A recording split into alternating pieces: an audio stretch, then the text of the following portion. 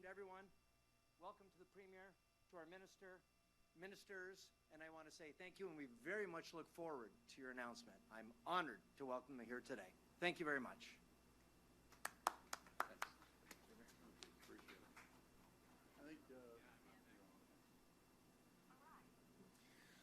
Well, good afternoon, everyone. And I'm honored to be here today and be joined by my colleagues, the Honourable Neil Lumsden, the Minister of Tourism, Culture and Sport. We have the Honourable Caroline Mulroney, a friend of ours and a friend of Niagara's, the Minister of Francophone Affairs and the Minister of Transportation. It's great also today to have Jim Bradley, the Chair of the Niagara Regional Municipality of Niagara here. Of course, Jim Diodati, the Mayor of the City of Niagara Falls. Today I also have the unique privilege of standing next to our Premier, the Honourable Doug Ford, someone who is a champion for Niagara and for working families across Ontario. Our government is making many key investments across Ontario and in Niagara to get this province moving. We're building schools, we're building hospitals and community centres, we're building roads and investing in regional transit, we're twinning the Garden City Skyway to reduce gridlock and improve commute times for drivers, and we're getting this province moving. It's all part of a plan to build Ontario together, to keep Ontario open, to grow our economy, attract investment, develop a highly skilled workforce, invest in critical infrastructure, and address affordability for families, workers, and seniors. This work will lead to prosperity now and in the future. Today, it's an exciting day. We are going to be hearing more good news from our Premier regarding the PC government's plan for prosperity in Niagara today and going forward. I would now like to welcome Minister Lumsden to the podium.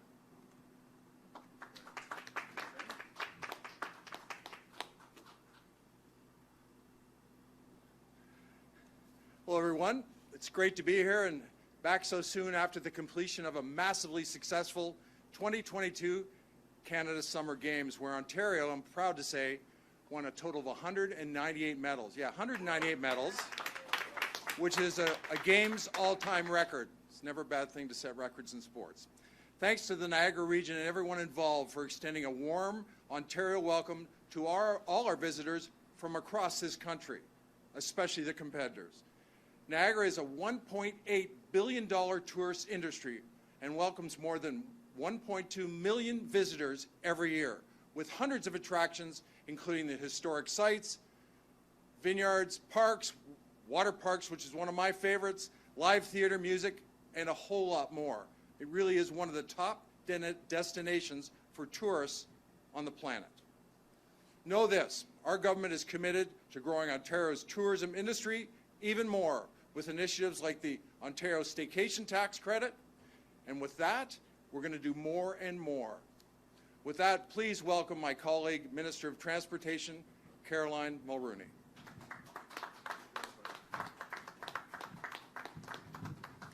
Bonjour tout le monde. Hello, everyone.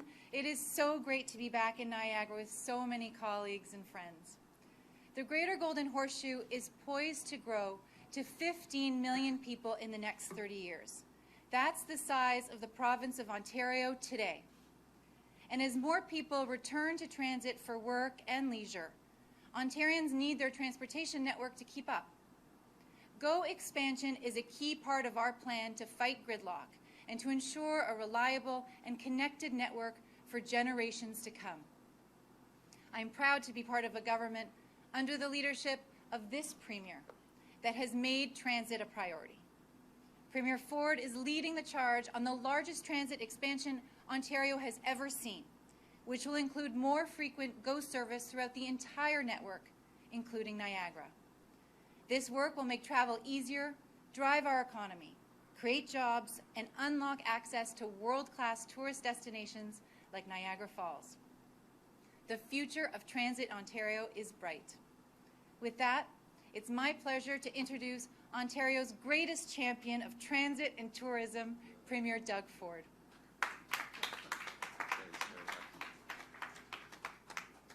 Well, good afternoon, everyone, and it's great to be here in beautiful Niagara. And I want to thank the Mayor for having us by. I always say, is it the greatest mayor or the best mayor? because I think I called another mayor the best, and I got a phone call from him right away. But he is one of the greatest mayors we have in Ontario. Thank you, Minister Mulroney, for that introduction and for being here along with Minister Lumsden and MPP Oosterhoff. Let me start by welcoming Mayor Diodati, Regional Chair Jim Bradley, and I always say the all-star of all all-stars, Phil Verster, the CEO of Metrolinx. So thank you, Phil. And it's an absolute pleasure to be back in Niagara. Before the pandemic, over 12 million people came here to visit each and every year. That's an incredible number, 12 million. And since our government was elected in 2018, we've been supporting the people and the businesses of Niagara region. That's why in 2019, we launched year-round GO train service from Union Station in Toronto to Niagara Falls, which led to a large increase of riders using GO each and every single day for trips to Niagara. But at the height of the pandemic, the service had to be paused as tourism ground to a halt and the people were staying home to stop the spread of COVID. Those were very, very tough days for the region. But we always said that this service would come back as soon as possible. And today, we're keeping our promise to Niagara by restoring GO train service to the region 365 days a year, which is good. By including 2 round trips each day on weekends from Union Station to Niagara Falls starting October the 15th. Bringing this service back will be a huge boost for the people and businesses of Niagara, bringing thousands of new and returning visitors to the region every year. And more GO trains mean fewer cars on the QEW. That's less traffic and less gridlock on a major highway, giving commuters more time to spend at home with their families. This is just one part of our mission to build Ontario by bringing more transit options to one of the fastest growing areas of the province. With new GO stations, oh boy, here we go again. With new, they're hunting me down, the relatives now, sorry. With new GO stations being planned along the Lakeshore West Rail Line to support more frequent service. Because over the next 10 years, Ontario's population is expected to grow by more than 2 million people. That's why we have a plan to build. It's why we're building more transit, roads, and highways, so Ontario will be ready to handle the increased demand. We're installing fast and reliable rail options from Niagara in the west to Bowmanville in the east and to Timmins and Cochrane in the north. We're investing a historic $86.6 billion over the next decade to build and expand roads, highways, and transit across Ontario, including the 413 and the Bradford Bypass. We're building the infrastructure that Ontario's economy needs to reach its full potential. Together with our partners, we're getting it done by building Ontario, now and for the future. Thank you, and God bless the people of Ontario. Thank you. Okay, we will now take questions from the media. Just a reminder, it's one question, one follow-up. Hi. Hi, Carl Doxader from 610 CKTB News. Thanks for coming and having the press conference today. Is there still a plan to build a second Skyway? And if you're investing in a Skyway, does money being spent on roads compete directly with money that's being spent on rail?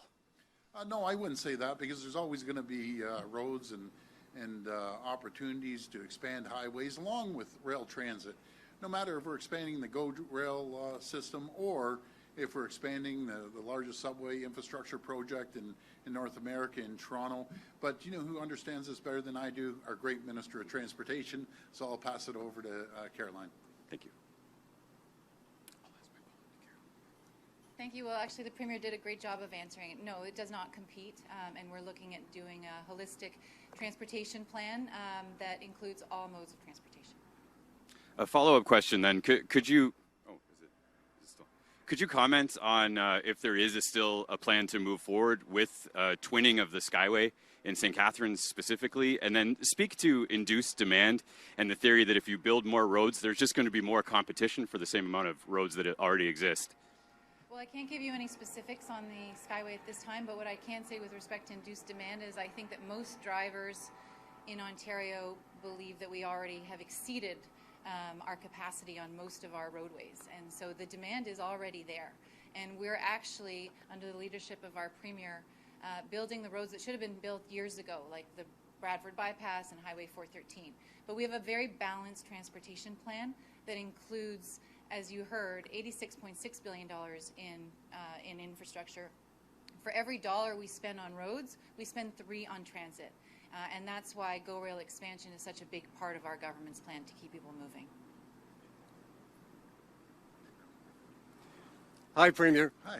Al Sweeney from CHCH in Hamilton. How I've are never you? spoken to you before, so it's good to see you here. Well, welcome, and thank you for coming here. Your GO Transit expansion. The Haudenosaunee Development Institute on Six Nations is expressing concerns about this. They say the GO Transit expansion is leading to development of areas on their land or in areas which they have an interest, like a hunting right.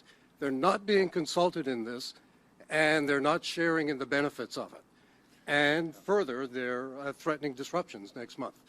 Well, I have a phenomenal relationships with our Indigenous communities, First Nations. I talk to chiefs right across this province literally every single day. But I'm going to pass this over to our CEO, Phil Verster. Thank you.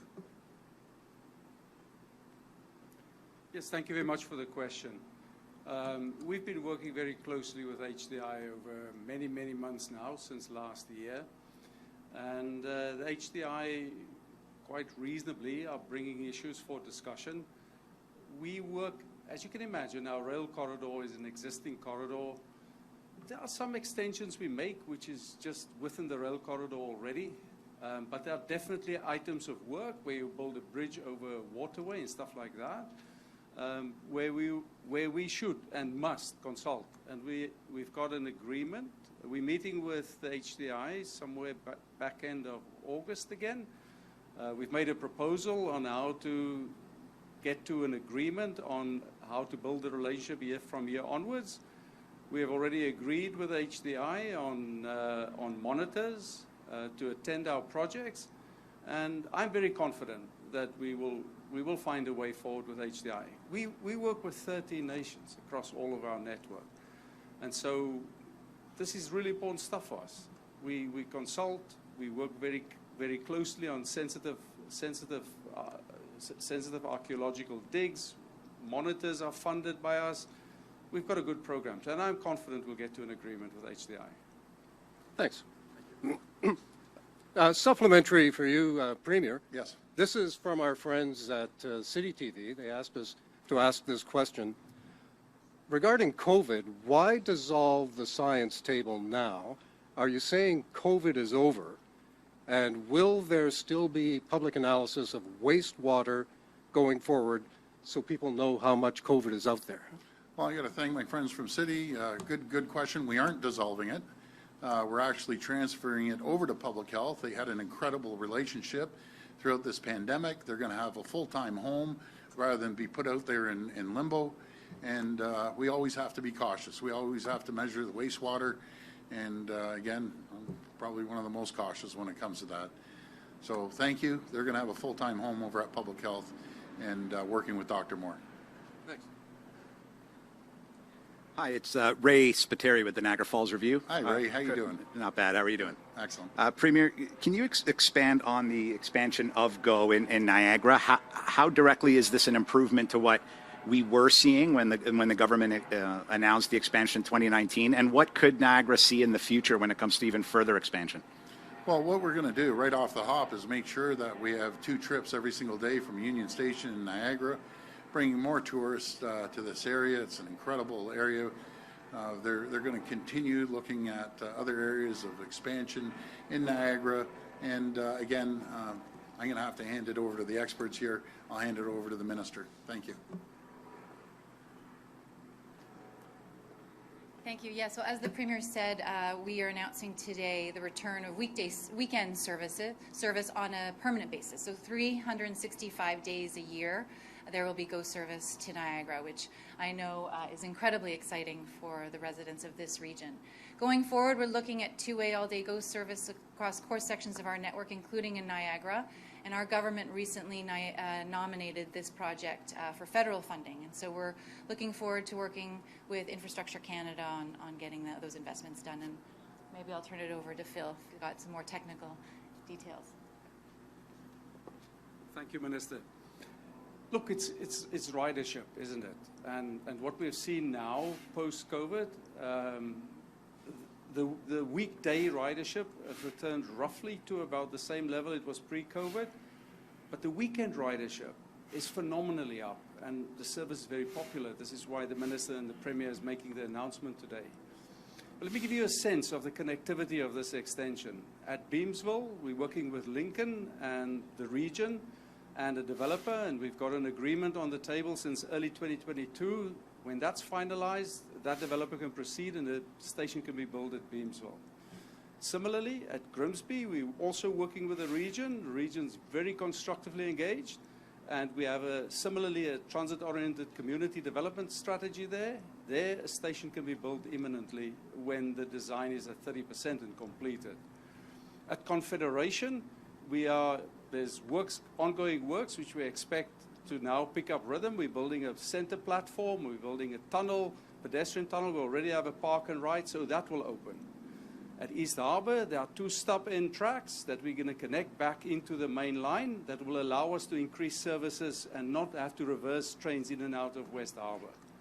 And then for us, the most important real development is that between Aldershot and Burlington, we're negotiating a really pragmatic arrangement with CN to allow us to build a 4th track and to operate a 3rd track, which would again allow us to increase services significantly.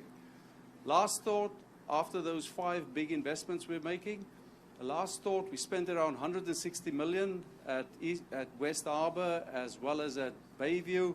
So we've created all of the essential infrastructure that allow us for capacity increases as we go on. So this is really exciting for us. This is not a commuter market, this is a tourism market. We're very, very supportive of the growth of services on this line. Thanks, Phil.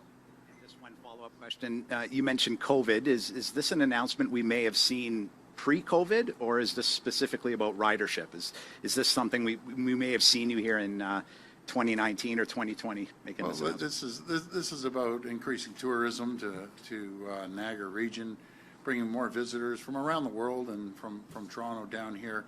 And hopefully these trains will be packed with people enjoying the region. There's so many things to do, and I call it one of the greatest destinations in our entire country.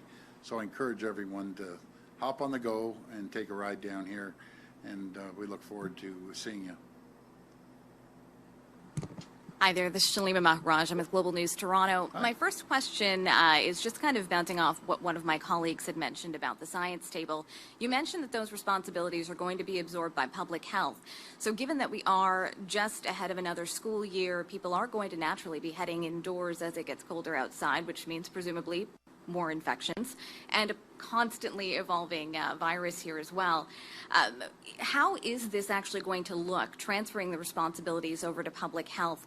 And what do you say to Ontarians, reassuring them that it will continue to be a top priority?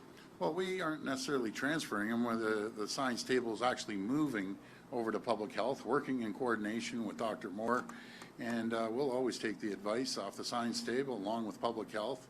And I believe, truly, and we're always cautious, we've built up an incredible system within the education system, no matter if it's the ventilations or ventilation or giving the masks out. We're going to be still very, very cautious. And Premier, I do have a question on behalf of one of my colleagues. We are looking for some comment from you on the resignation of Jamil Javani from his post after a tweet on June 24th in which he called the education minister incompetent. Yeah, well, you know something, maybe that's between him and the minister. I totally disagree with that comment. I really like Jamil. I'll never forget the day he came into my office and we had a great chat, and I thought, boy, you'd be a great candidate to work on a program, which he did an incredible job for the Black Action Youth Plan that we move forward with. And I have nothing but great words to say about Jamil. He's a good person, good man, and always be there for him, or he can call me if he ever needs anything. But I just want to thank him for his service. Thank you. Thank you. Okay, this will be the last question. Good afternoon, Premier. Mike Walker from CTV News How you Toronto. doing, Mike? Good. Hoping you can clarify about the science table. Why have it absorbed by Public Health Ontario? Will the work they be doing moving forward, will that change from what this independent science table has been doing throughout the course of the pandemic? No, I don't believe it's going to change at all, but they need a home.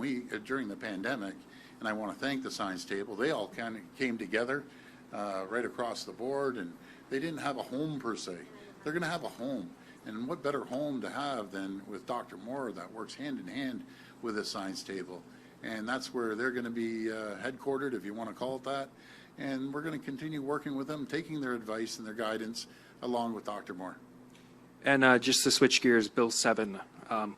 We've been hearing from advocates, from some families expressing some concern, frustration that there won't be the opportunity to have public hearings or committees. Your government's moving this to a third reading. Why bypass the public hearings and committees? Well, we always go out for communications and talk to stakeholders right across the board, but we need to move forward on this, and we're going to get it done. But our office are always open for people to come down, discuss any issues they have, be it myself or the ministers, and we're always willing to sit down and listen to people. Okay, now this will be the last question. Okay. Hi, I'm Andréane Williams with CBC Radio Canada. First question is for Mr. Ford about the consultation table for COVID. Sorry. So you're saying that the table will be transferred to public health, which means it won't be an independent organization anymore. Who made that decision and why? Well, let's be very clear. They're always going to be independent, just like public health is. It goes back to with Dr. Moore. I do not direct Dr. Moore. I just don't. It's like I don't direct the police. And they're going to work hand in hand with Dr. Moore, public health, and it's just a natural partnership. I think they'll be quite happy. They've always had their independence, and they're going to work hand in hand with them. I feel this little bee buzzing away on my head again. Here we go. Sorry about that. Yes, I have a follow-up question for Minister Mulroney in French. Concernant le projet de loi 7. Donc, en tant que ministre des Affaires francophones, pouvez-vous garantir que des aînés francophones ne seront pas transférés dans des centres de soins de longue durée anglophones en vertu du projet de loi 7? Avez-vous soulevé ces préoccupations auprès du ministre Calandra? Je peux vous dire que pour la première fois dans l'histoire de l'Ontario, notre gouvernement a présenté une stratégie francophone pour les soins de longue durée. Nous sommes en train de construire pour la première fois des lits francophones, désignés francophones dans la grande région de Toronto. Et je travaille de façon étroite avec le ministre Calandra sur la mise en œuvre de cette stratégie et bien sûr comment la nouvelle loi 7 pourrait, si elle est passée, comment la stratégie doit être intégrée dans la loi 7. Okay. Thank you, everyone. That's great. Thank you, everyone. Have a great weekend. And visit Niagara. Thank you.